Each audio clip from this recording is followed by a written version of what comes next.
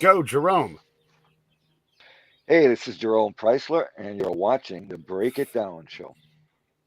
Jerome's been on the show before, and if you look at so Jerome right now is in like one of the many storms of the century, and I guess they mean just any storm in the century is the storm of the century. But he's up in the Great Northeast, and so he's limited. So he's been gracious enough to hang in there with us and do this on the phone because he has no power in his house, and so, so we're doing this thing. He has written a book called Civil War Commando, and look, Jerome also wrote about the actual Dirty Dozen, who were really called the Dirty 13, Jack McNeese's crew in World War II. And then he found this other guy, William Cushing, and I read the book. And this thing, I'm telling you right now, if you like Civil War history, if you like action, actual people doing the actual actions, not made up stuff, you cannot go any further. This is how incredible Bill Cushing is. He got kicked out of, on the eve of his graduation from the Naval Academy, he got kicked out of the Naval Academy and ended up getting buried there at the end of his life with like full honors and a guy they celebrate at the Naval Academy. That's how much of a crazy dude this guy was. So, Jerome, thank you for coming on the show. Don, I'm going to come to you in a second. Thank you for coming on the show to co-host. Jerome, how did you find William Cushing? And thanks for doing this with us. First of all, it's my pleasure. I always love being on the show. As to how I came about it, you mentioned the book I wrote, the World War II book I wrote, which was called First to Jump, and that was about the pathfinders of the 101st Airborne. And one of the guys, and I know you've read and really liked the book. One of the guys that I wrote about in that book was a guy named Jake McNeese, and Jake was the founder or the head, not founder. He was the head of a group, a demolition group that was the basis of the novel The Dirty Dozen. They called themselves the Filthy 13, and they were probably crazier than the Dirty Dozen in some ways. Um, after I wrote that book, I had really loved writing about this guy Jake McNeese. He was, as he said, he was a lousy garrison soldier, but a great warrior, and that's what he was. Put him in the field, put him in combat, and you could bank on this guy. And I guess what I wanted to do was write, see if I could find a person who was similar but in a different era. Uh, just primarily again because I had so much fun writing about McNeese. So I started poking around, and I knew nothing about Will Cushing at all. I just was looking on the internet. I started. I had thought about writing something set in the Revolutionary War, and I checked into that a little bit, and I couldn't really find a topic that was right. Started poking around the Civil War, which was another era that I'd never written about. I didn't know uh, what I thought was enough to write about the Civil War. But then I hit on Cushing, and I don't remember exactly what website it was, but I just hit on his name and started reading some stuff. I think it was probably a local,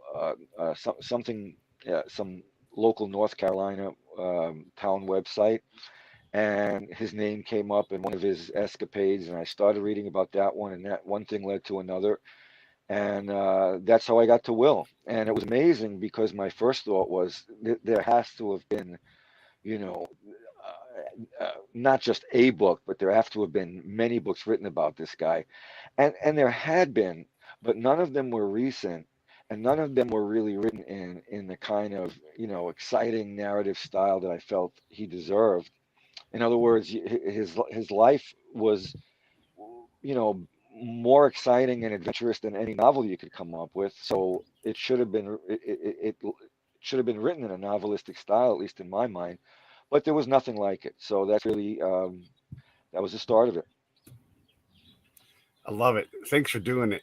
Hey, Don, you get to read. And one of the things I want to tell everybody too, and Don will appreciate this. One of the things Jerome does is he reads the letters.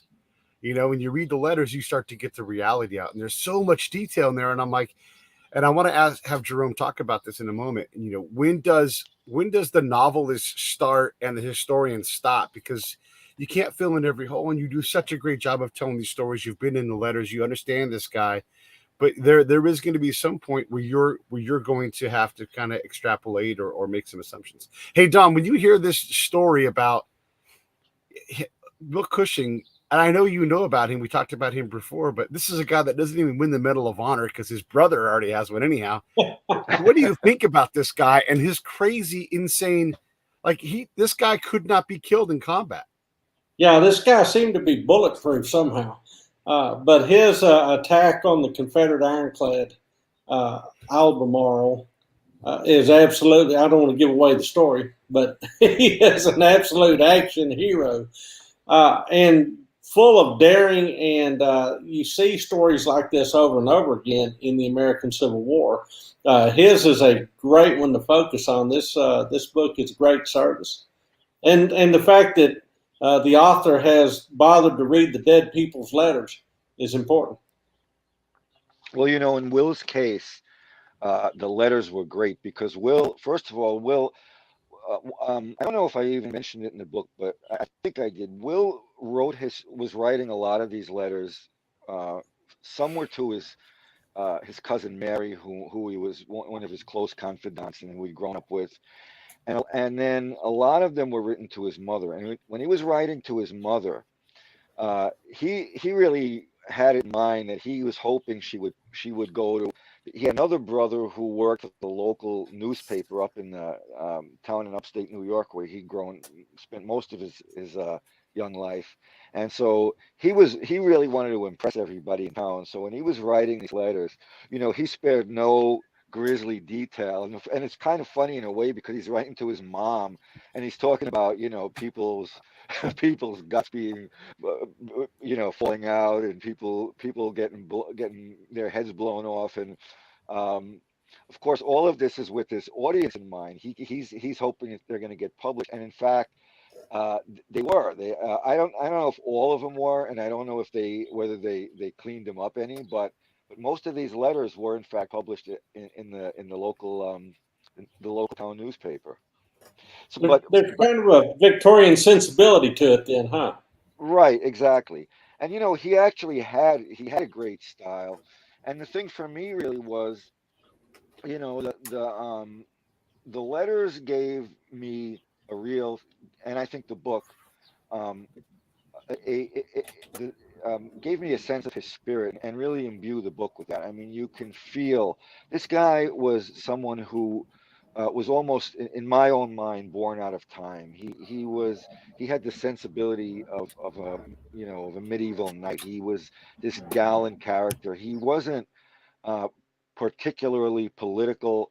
He was more about his own sense of his own inner compass, as to in terms of what was right and wrong to him, which is how he got into trouble a lot. Because something was wrong to him, he wasn't going to do it, and it didn't matter if it was coming from a commanding officer.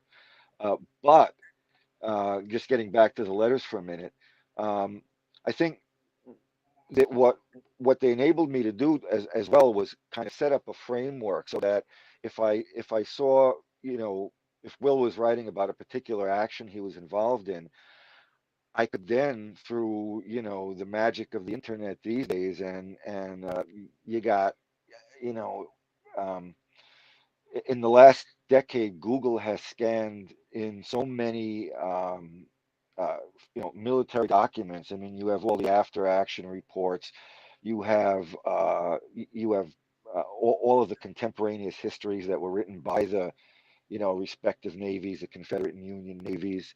And then I was able to just also look at the contemporaneous newspaper accounts again, because you've got sources like newspaper.com and others.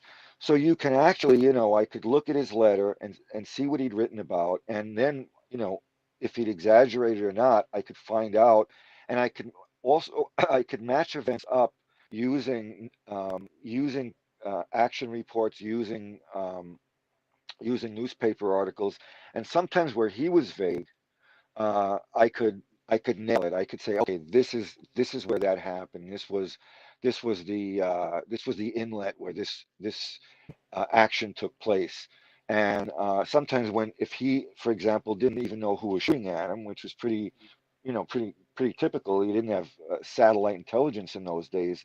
I could actually get into the Confederate post-action reports or Southern newspapers and find an article about uh, a particular skirmish that took place on a particular day that Will had written about, and match them up and realize, okay, this was it, and the information would correspond perfectly.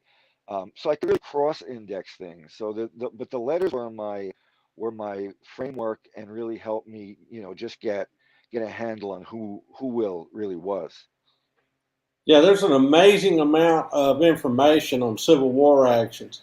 Whenever I have students that are asking me what sort of history they should write on, I said, well, what are you interested in? So, oh man, I want to write about the Third Reich. I said, well, how's your German?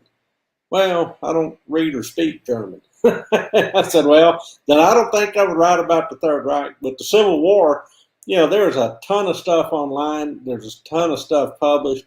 That's really low-hanging fruit if you want to get some really nice documentation like you're talking about. I'm fascinated by Mrs. Cushing. I mean, she's the mother of heroes, man. She was, and she really led a difficult life. Obviously, having read the book, she was one of the things that I write about in this book is basically he had a pretty lousy father, and and a lot of it's interesting because a lot of the other stuff that had been written about him, all the information about his dad was really seemed to come from a single source, which was a family history written by some uncle. And as when you look at these family histories, they were just that. And in those days, they weren't gonna say anything negative about anybody. So and so was always a good, hardworking person. This person was always great. Everybody got along. But that wasn't the case. And his father essentially abandoned them, his family, which was a big family. I forget how many siblings exactly, 5, 6 siblings. Left his mother in a Chicago rooming house when Will was 6 or 7 years old, I believe. Um, he was always in debt, always borrowing, and really left, you know, uh, saying that he was going. He had tuberculosis, and he was going to a relative's house to recuperate. Someone who lived in, I believe, near St. Louis, and he ends up just kind of disappearing. They don't hear from him. He finally turns up in a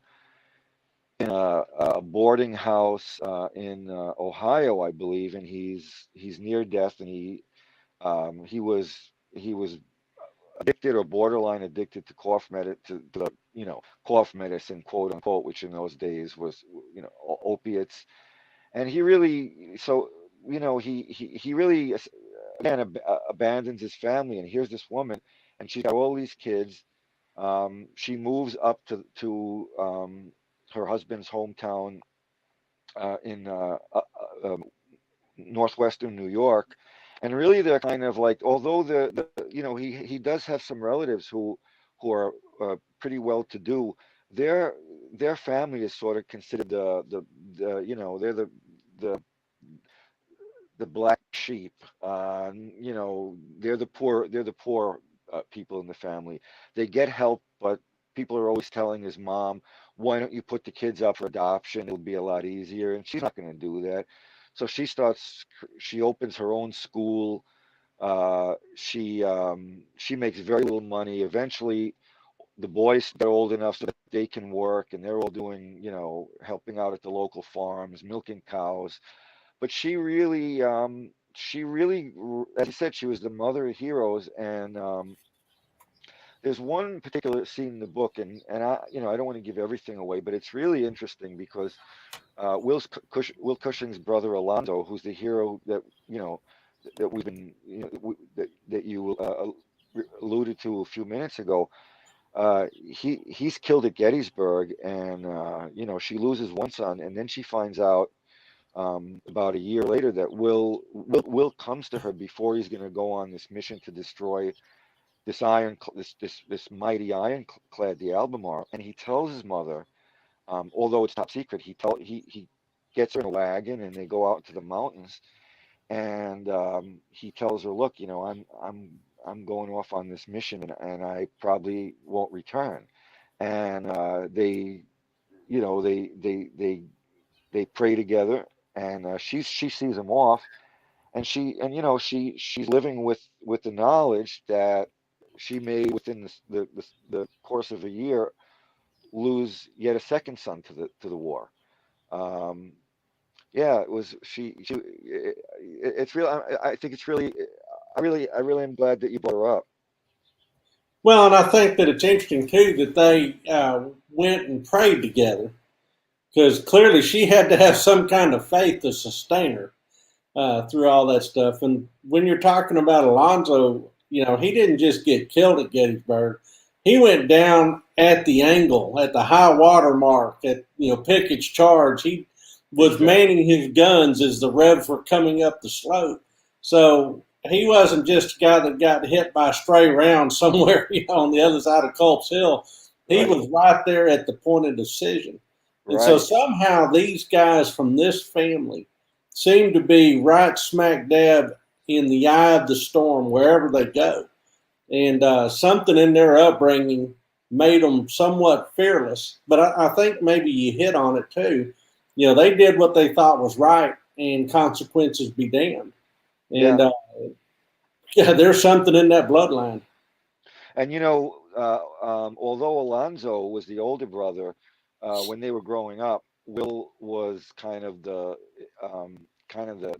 pack leader. And there's a story that I touch on in the book when they were going to the local school, and Will used to organize these. He used to kind of basically was playing soldier, but he had this group of kids that he organized, and the whole idea was they would escape from school. They would escape from school, and they would jump the fence and go on launch commando style raids. I don't know who they were raiding. I guess probably the teachers or people in town. But at the same time, so Alonzo would follow Will on these escapades, and at the same time, another aspect of Will that we see early on is that he always stuck up for the weak kids in town, for the underdog, and he did that throughout his life. He saw that there was a pattern. As a young kid, one of his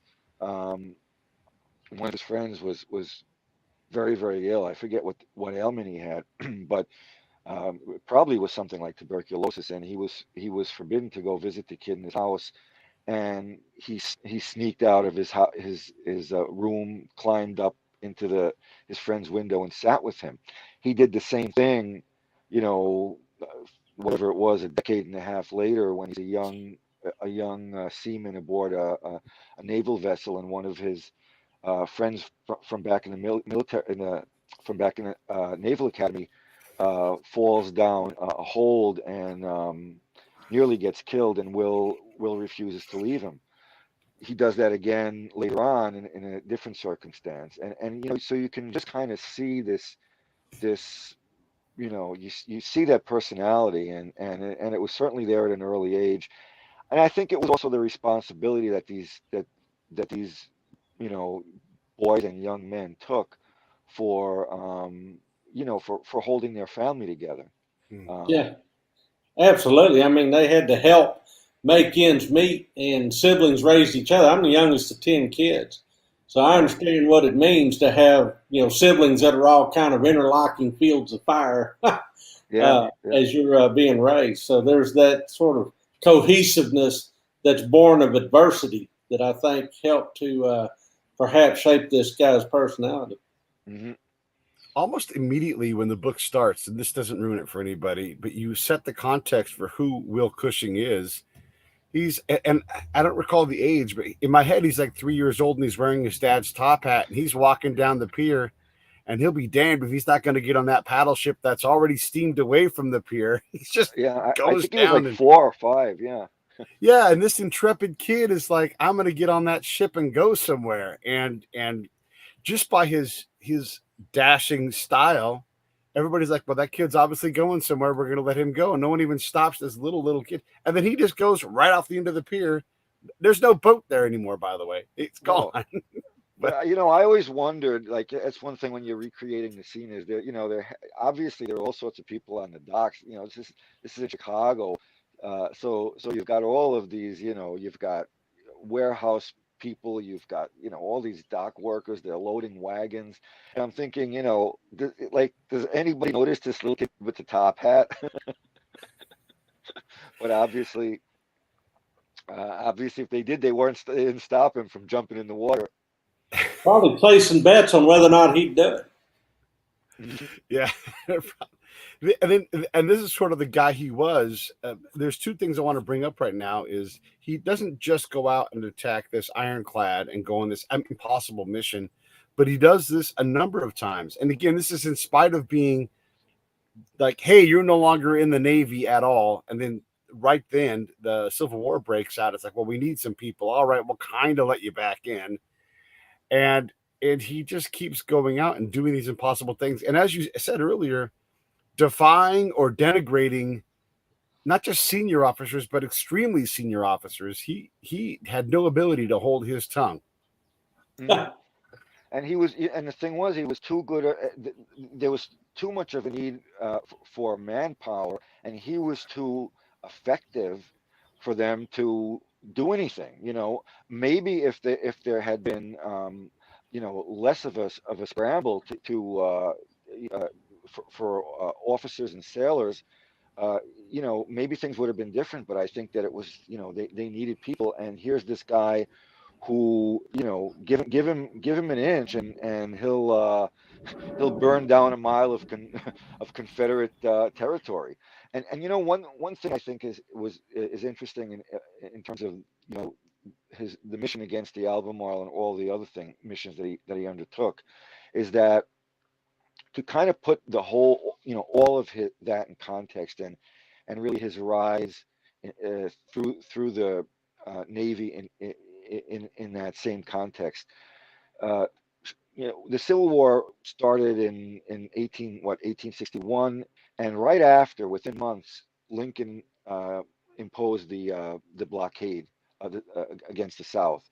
And there's a lot of historical debate, but really, if you look at it, the blockade was not nearly as effective as they'd hoped for, and it was pretty.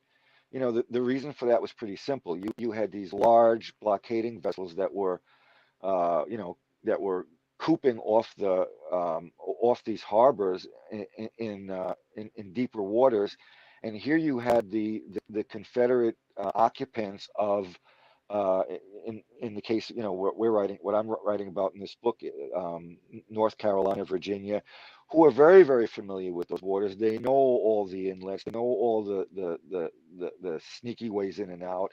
So if they want to transport, whether it's cotton, whether it's gunpowder, whether it's guns, whether it's troops, they get a small blockade running vessel, and they're in and out, and they're doing it at night. And these big ships that are anchored off the coast can't do anything. They're not fast enough to to pursue them.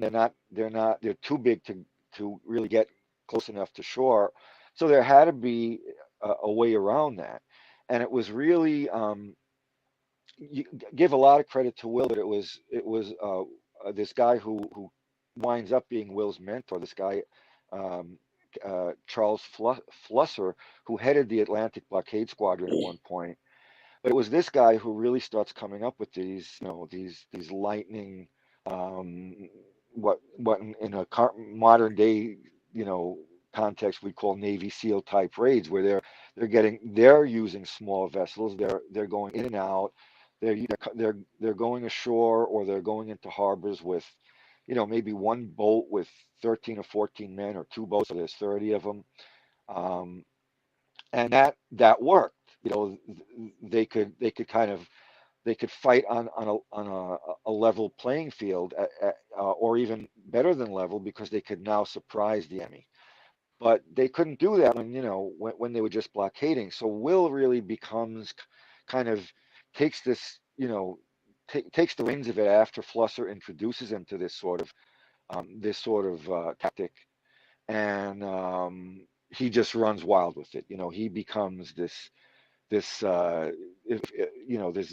demonic figure who's just launching one successful mission after another. The Albemarle was in a peculiar position. I mean, why have an ironclad where that one was located, and what was it doing? Well,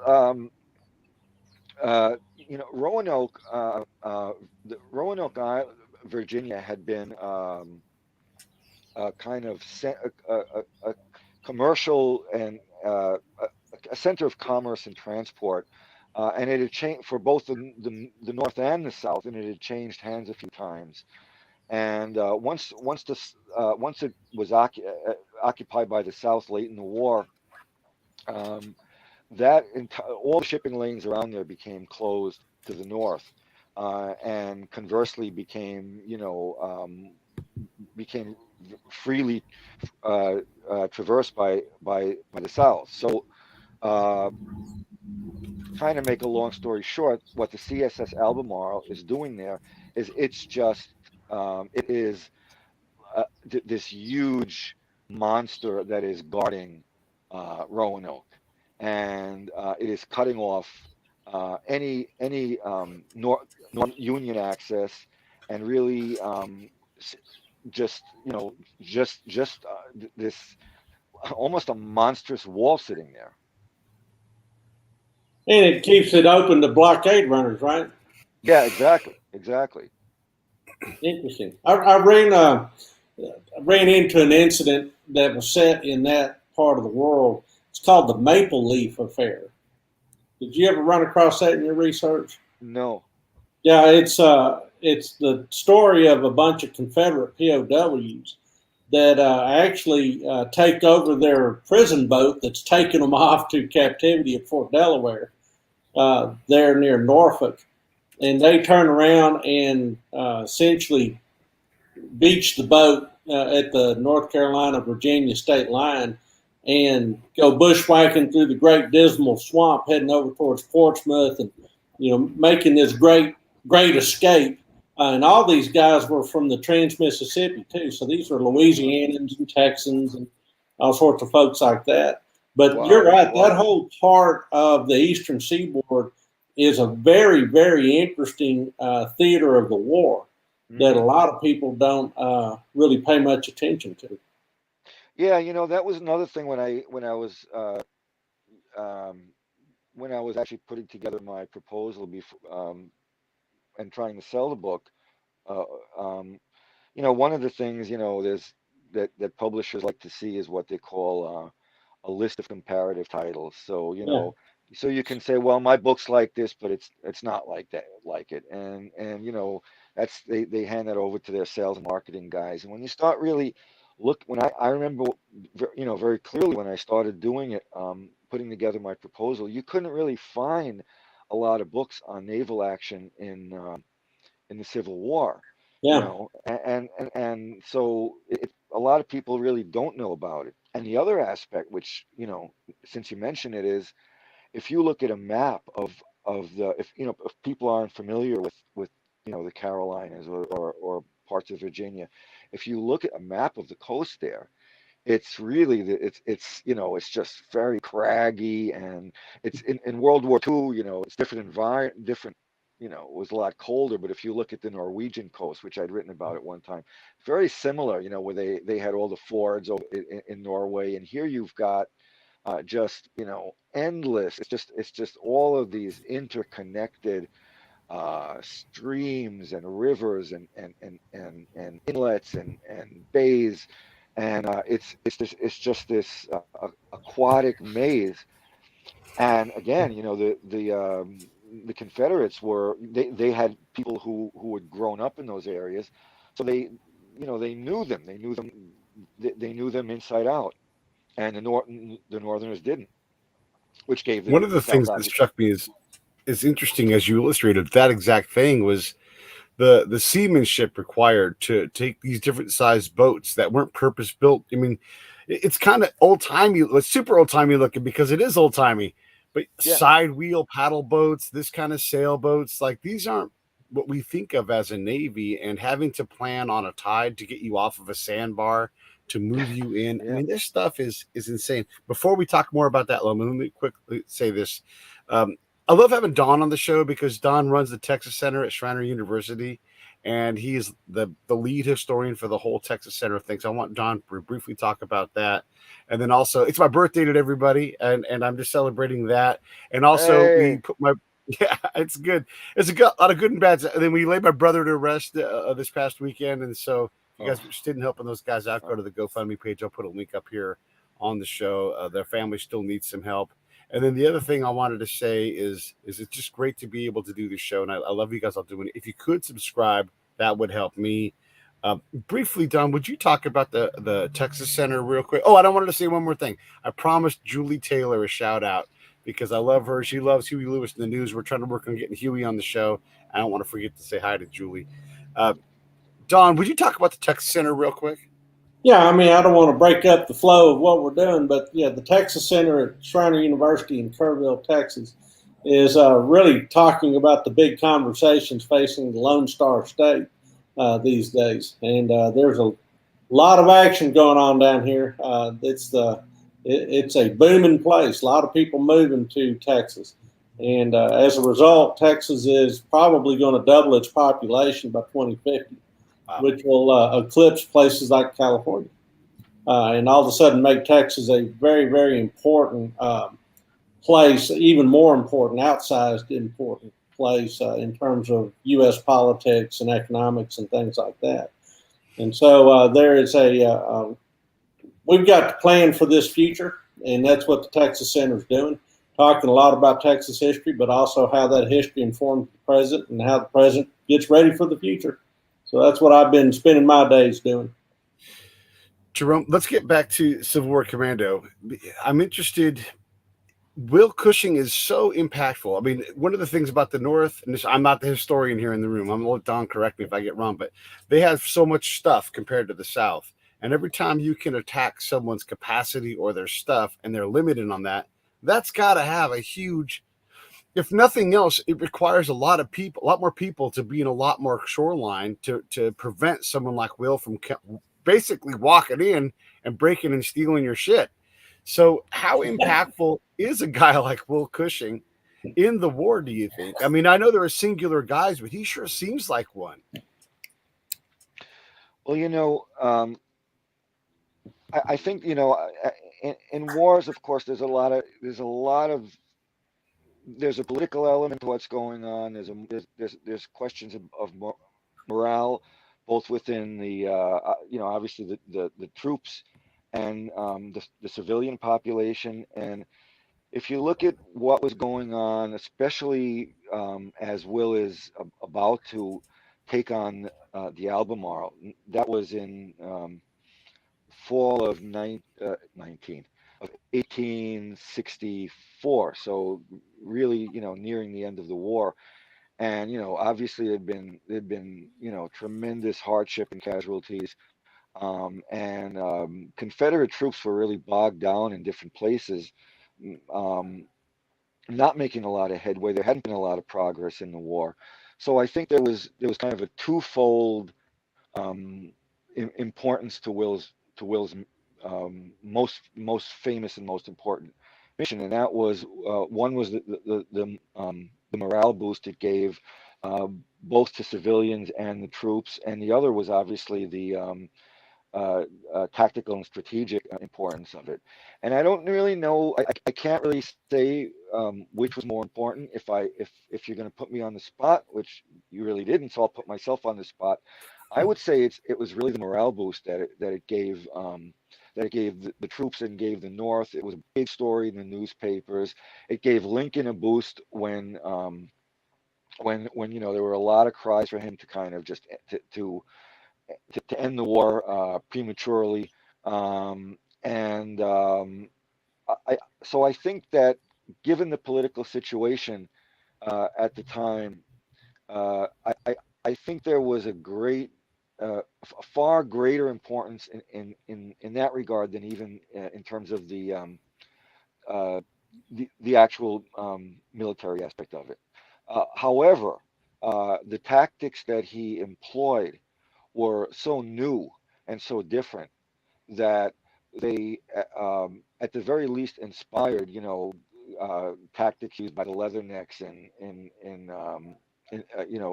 Marines in the 1950s in Korea, um, and obviously subsequently the Navy SEALs. Um, is there a direct thread again? I don't know that there is, but um, I think that overall, in his impact is unquestionable.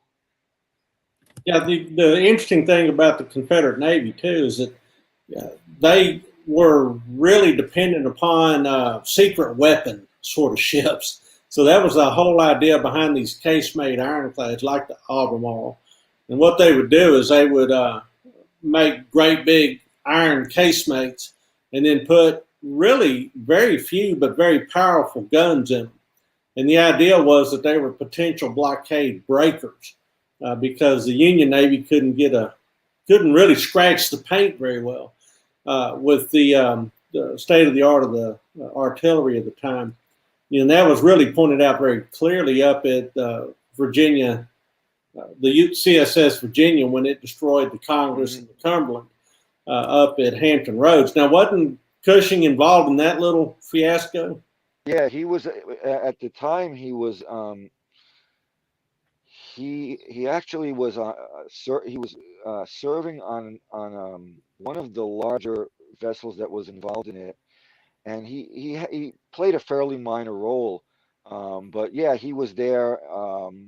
I think he was manning a cannon then, and there was nothing significant that he did. This was actually before he started making a name for himself, and in Yeah. fact, uh, before one of the times he got kicked out of the Navy. But yeah, he was there during that whole battle. So he was looking over the rail at this big ironclad that was making very short work of two essentially first-rate warships. And by all accounts, I mean, the next day, the Virginia was going to finish off the rest of the Union warships and then open up Norfolk to commerce, to certainly blockade runners.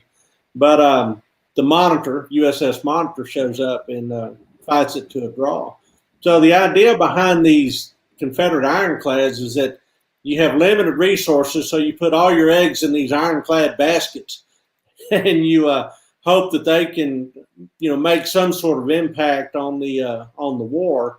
But they were always just chronically short of machinery. You never could find a steam engine that could push that kind of metal through the water. And so if you lost an ironclad, not only did you lose big, expensive, and rare guns, but you lost the machinery that went with it.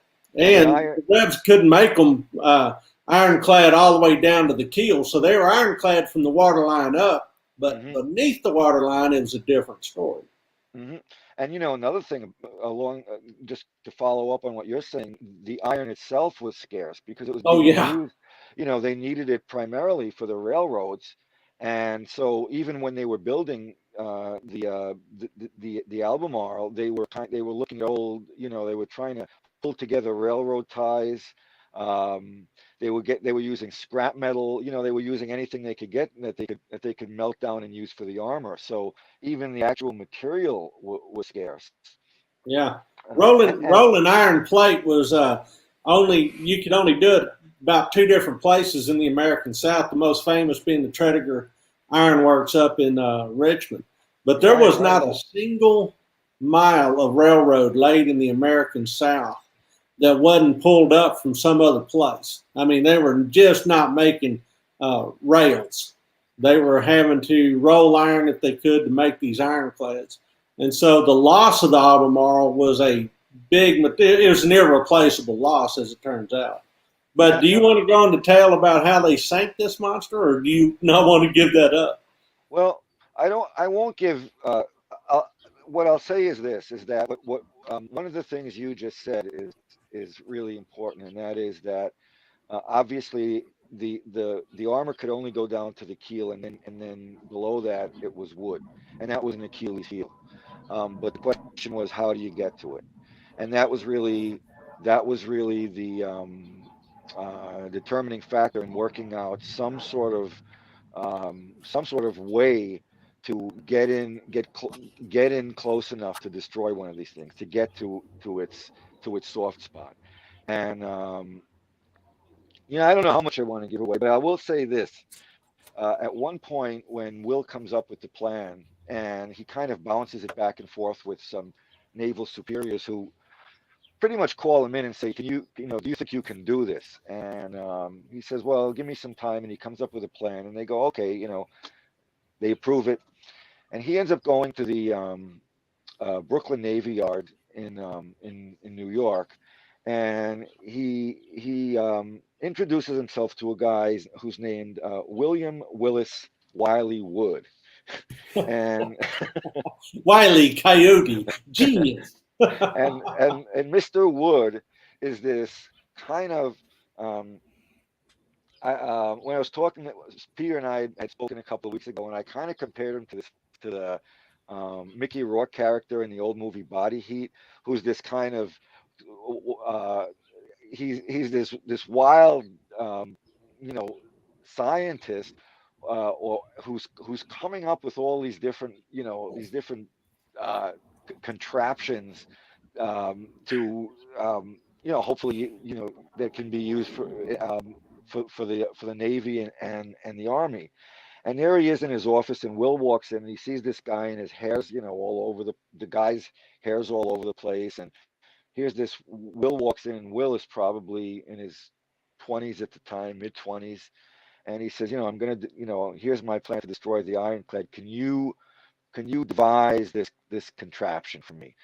And the guy looks at Will's plans, and Will starts drawing things out for him, and the guy starts doing his own drawings, and before you know it, the two of them are in the Bay of New York, trying this out. And again, I don't know if I want to. I probably won't get into it here, but it's just really, to me, it's fascinating, it's funny, and it's just kind of wild to just picture these two guys on these little boats trying out these devices that they're going to use in this for lack of a better term, commando raid against this huge ironclad.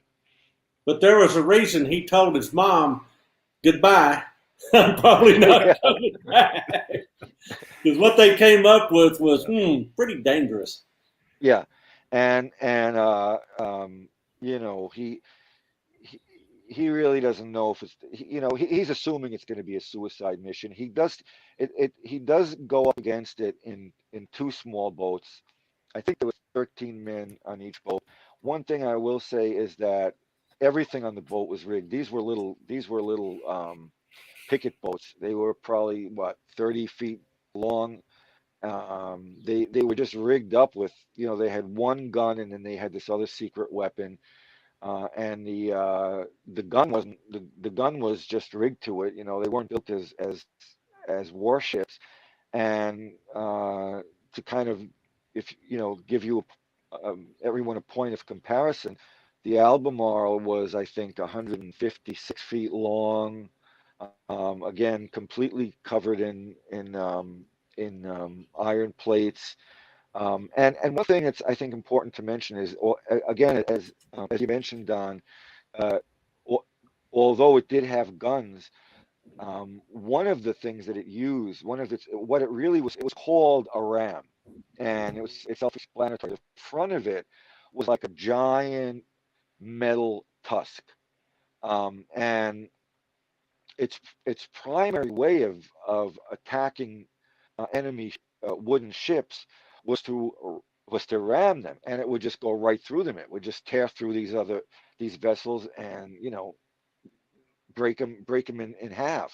So um, for 13 men to go up again, actually 26, two ships, two small boats worth of men to go up against this large ship is pretty incredible. It was done at night, and it was done in enemy territory in the enemy harbor.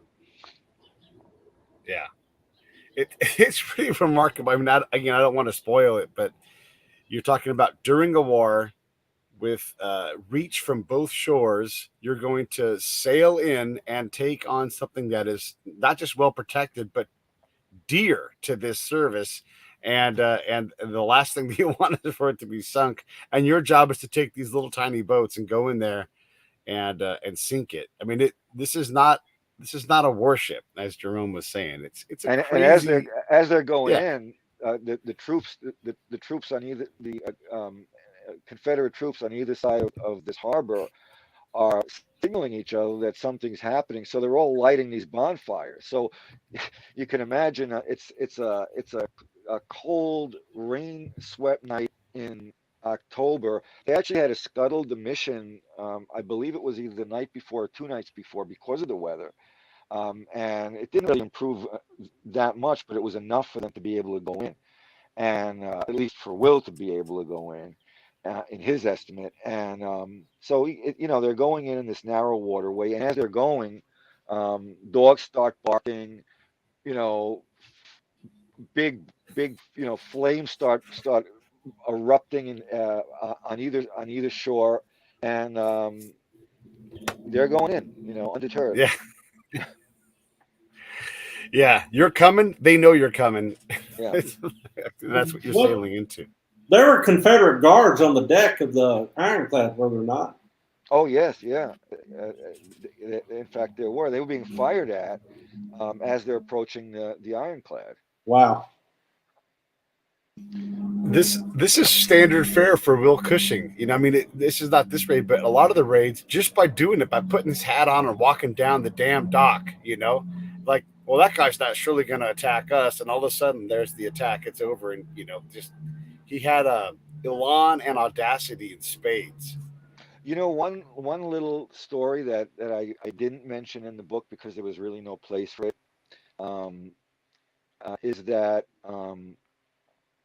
Will had several brothers, and we were talking about Alonzo, but there was also another brother who served in the army during the war, and he was friends with. And I'm trying to get this straight. One of this other brother's buddies was a close friend of Edgar Rice Burroughs. Huh. Edgar, and for those of who don't know who he was, he's most famous for having created Tarzan, but he also is famous for creating a very early science fiction series called it starred a hero named John Carter of Mars, and there were a whole bunch of these John Carter of Mars books. Well, so Will's brother would tell his friend about Will's escapade. Later on, would talk to his friend about his adventures, and told him what happened when he went up against the Ironclad. And there was this historian in Wisconsin who kind of put things together. And George Lucas, now we jump ahead of just a couple of years, George Lucas had cited those John Carter of Mars stories as inspiration for Star Wars. And of course, in Star Wars, you have Luke Skywalker attacking the Death Star, which is this giant Leviathan, this metal, behemoth in space. And if you look at those missions, they're really, really similar. So there was this guy in Wisconsin who who wrote this article, who conjectured that Will's mission was inspiration many generations later for Star Wars. And it seems extremely plausible to me because the stories are so similar. Obviously, he's not flying a spaceship, but you can really see you can see the parallels. Interesting. We've got a similar experience here in the state. Robert E. Howard, who wrote the Conan the Barbarian series, grew up in a little town called Cross Plains, and essentially created this entire fantasy world based on what he knew about roughnecks and oil field workers and things like that. So, yeah, I was you never know how Howard as well, will end up maturing through time. Yeah, Howard was great. The first books I read, one of the I can remember the first paperbacks that I bought, and the first or second paperback I bought was one of the uh, the Conan books that were being reissued. They first came out in the 50s, and then they were being reissued in the 60s. And in those days, you could get a paperback for about 60 cents, something like that, 60 cents. So I get my dollar from my parents and my grandmother, and I'd walk to the local card shop, and they'd have a rack, and there was Robert E. Howard's Conan. And I thought, what the heck is this? I'd never seen anything like what you saw on the cover. So I became this huge Conan fan to this day. Wow, that's cool. Well, you got a little Texas influence there. Oh yeah, yeah. Hey, Jerome, I always love to ask this question. I know we just talked about the story that didn't fit in. What was some of the stuff that didn't fit into the stories in the letters? You know, the love interest, the other stuff where you're like, that won't work in this, but you know, a little more what makes the man the actual non-warrior man. You know, I tell you the truth. I really feel I got almost everything into this. The only thing that the one thing I didn't do was I made a decision early on that I was only going to write about Will essentially until the mission against the Albemarle. And in fact, um, although he wasn't involved in any, really, daredevil escapades afterward, and then he had some interesting stories. Um, Post Civil War, he became sort of a naval ambassador to different countries. He married. I mean, that doesn't sound too exciting, but it was just a lot of little things about his life afterward that I thought were kind of interesting, but just didn't. They were so anticlimactic that they really would have. It seemed to me best to sort of end the book with that mission and then kind of summarize what happened to him later. But other than that, I was really able to get uh, really all the good stuff in. In fact, a lot of the battles the fight that he was involved in, leading up to the Albemarle mission, really weren't written about a lot before. And I kind of agonized when I was writing them about, what do should I leave this in? Should I leave it out? And in the end, there were very few that I left out, and it was kind of hard to squeeze it all into a 90,000 word manuscript. But there isn't much. There really isn't much that's not in there. He dies remarkably young, doesn't he? Yeah, he was only in his 30s when he died, and he actually was not of sound mind at the time. There's no conclusive diagnosis as to what was wrong with him, but he was really never healthy after the Albemarle raid. And again, I'm not going to give away everything that happens, but he's injured uh, in, um, in that attack, Hmm. and whether he suffered concussion, uh, we don't know. But he for years afterward he had terrible headaches. Eventually, he had very, very early dementia. I mean, early. He was in his 30s, and I'm not positive, but I think he was about 36 when he died.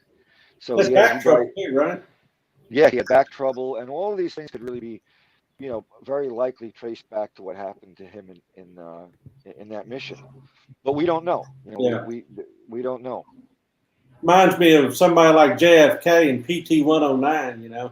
He ends up Right. suffering a debilitating wound that he has to carry with him all the way to his early death. Yeah, exactly. When you look at, so just in general, Jerome writes a lot of this is kind of funny, Don. You'll appreciate this.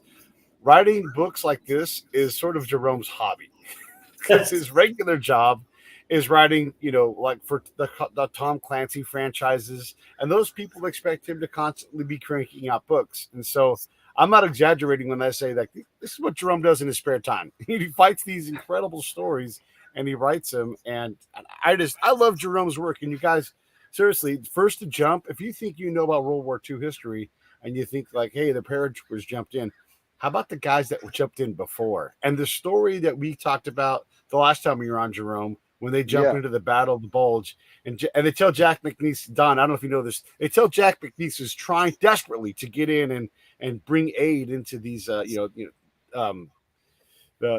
guys at the Battle of the Bulge. There They was say, a hey, guy. It bring was black actually smoke.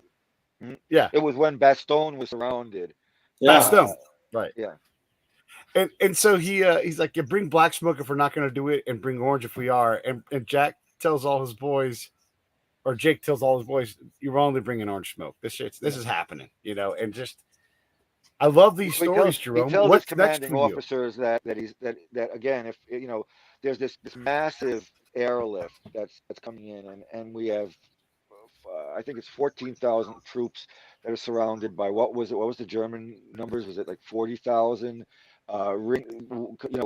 With I don't know how many tanks and guns, and they've surrounded the city of Bastogne, and it's in the middle of the winter, and our troops they've run out of everything. They have no more ammunition. They've got no medicine.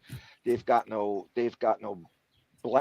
nothing. They're freezing to death. They're starving. They're sick. They don't have bullets to put in their guns.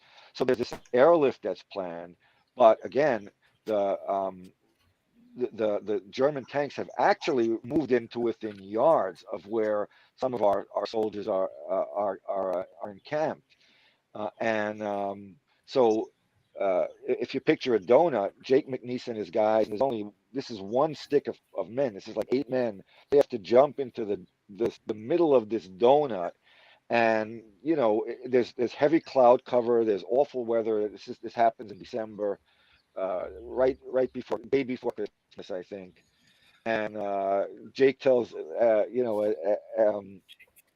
as Pete was just saying, Jake tells his superiors, yeah, if I set off the black smoke, it means the airlift's off. It's too dangerous. And he jumps down, and there's literally a German tank, 30 yards away from him. So he's looking up the barrel of this gun, and again, he doesn't even have any black smoke with him. He's, he's just setting off the orange. And orange, by the way, the reason they were using orange was because that was the color of the Netherlands, of the Free Netherlands.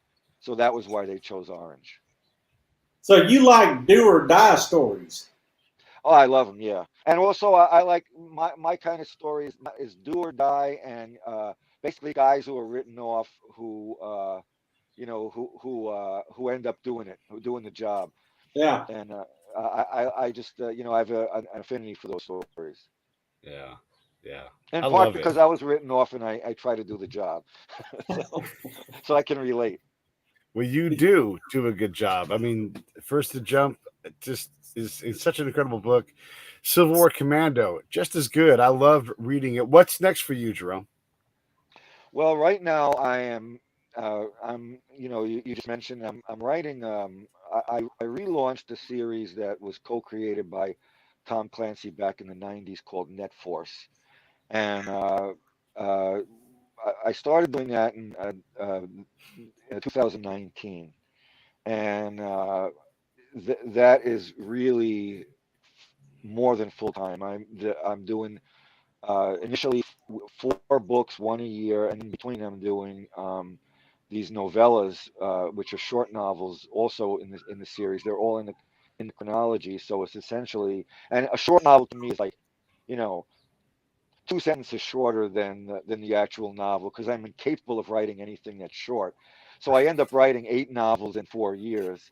So I'm pretty much in the middle of that run, and right now I'm writing book 4 in the series. I've written 3 of the novels and 2 of the novellas since 2019. Wow. Yeah, it's Hey, today's a book a year, as they say. Yeah, yeah.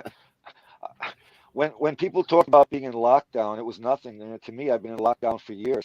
yeah. You call that working? Yeah, no, Hey, exactly, Don. no sweat. Anything in closing, Don?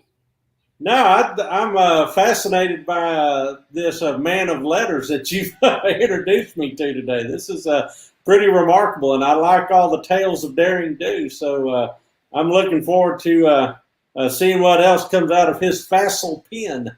Yes. Well, And thank Jerome, you. anything in closing? No, it's just great to be here, despite sitting here in the gathering dusk in Maine. It's been a lot of fun to be on the phone with you guys. Yeah. Thank you so much for doing that. All right, stand by for 1 sec, fellas. Hey, thanks for watching the show. I really appreciate it. Right here, you can subscribe. Please do that. It makes the show grow. Hit that notification bell so you know which incredible guest is coming up next. Down below is the PayPal link. You can put a small subscription in. That is an enormous help. All that money goes right back into the show. And then right up over here are the next episodes you should listen to, curated by yours truly. Thank you so much for